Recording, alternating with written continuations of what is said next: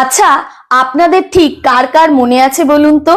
সকালবেলা ঘুম থেকে উঠে একটা প্লাস্টিকের লাল রঙের গোল কৌটো, তাতে লাল পাউডার, কিংবা একটা টিনের সাদা রঙের চ্যাপ্টা কৌটো, তার থেকে সাদা রঙের পাউডার হাতের তালুতে ঢেলে দাঁত মাজার কথা। আজকের ঝাঁ চকচকে টুথপেস্টের যুগে সেই স্বাদ আর সুবাস আমাদের সেই শৈশবে ফিরিয়ে নিয়ে যায়।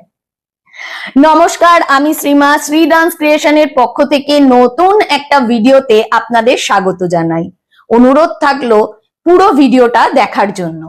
আজকের প্রজন্ম নিম বা বাবলা গাছের ছাল দিয়ে তৈরি দাঁতন চেনে না। সত্যি বলতে কি, আমিও কোনোদিন দাঁতন দিয়ে দাঁত মাজিনি, কিন্তু আমাদের শৈশব জড়িয়ে আছে অন্য এক ম্যাজিকে, সেটা হলো গুঁড়ো মাজন। মনে আছে সেই ডাবর লাল দন্তমঞ্জনের কথা? একটা লাল রঙের প্লাস্টিকের গোল কোটোতে আসতো, হাতে ঢেলেই দাঁতে ঘষলে একটা হালকা ঝাঁঝালো লবঙ্গ আর কর্পূরের সুবাস সারা মুখে ছড়িয়ে পড়তো। আর ছিল কোলগেট পাউডার। ওটার বোতলটা ছিল দেখার মতো, সাদা রঙের টিনের চ্যাপ্টা বোতলে আসতো, আর ওপরে থাকতো একটা লাল রঙের ঢাকনা বা ক্যাপ।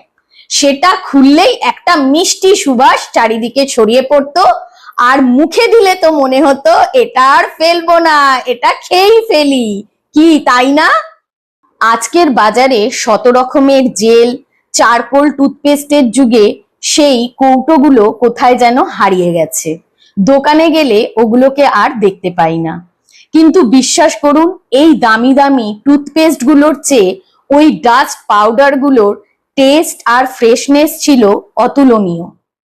যুগ বদলেছে, আমাদের দাঁত মাজার অভ্যাসও বদলেছে, কিন্তু সকালবেলার সেই স্বাদ, হাতের তালুতে মাজন ঢালার সেই আনন্দ, আর সেই ছোট ছোট বোতলগুলোর স্মৃতি আজও আমাদের মনে এক অদ্ভুত নস্টালজিয়া তৈরি করে। বিজ্ঞান হয়তো এগিয়েছে, কিন্তু শৈশবের সেই সারল্য আর স্বাদ কোনো টুথপেস্ট কি ফিরিয়ে দিতে পারবে? আপনাদের কি মনে হয়? কমেন্ট বক্সে জানাবেন। জানাতে ভুলবেন না আমার ভিডিও কেমন লাগছে। যদি ভালো লাগে লাইক, কমেন্ট, শেয়ার করে পাশে থাকবেন। ফলো করতে ভুলবেন না। অসংখ্য ধন্যবাদ আমার পুরো ভিডিওটা দেখার জন্য।